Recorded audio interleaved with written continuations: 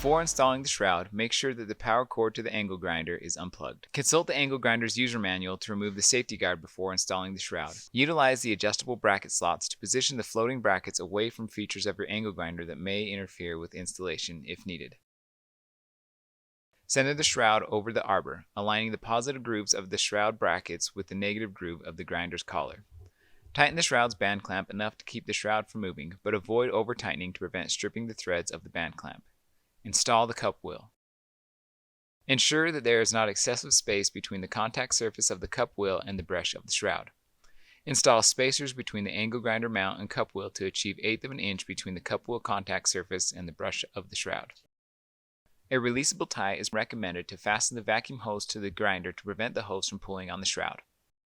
Attach the shroud to a vacuum with the proper required CFM. OSHA requires a vacuum to provide 25 CFM per inch of cup wheel diameter.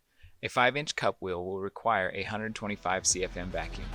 And that's it. With the right tools and protective gear, grinding concrete with an angle grinder can be done safely and effectively with the Dust Shroud Pro.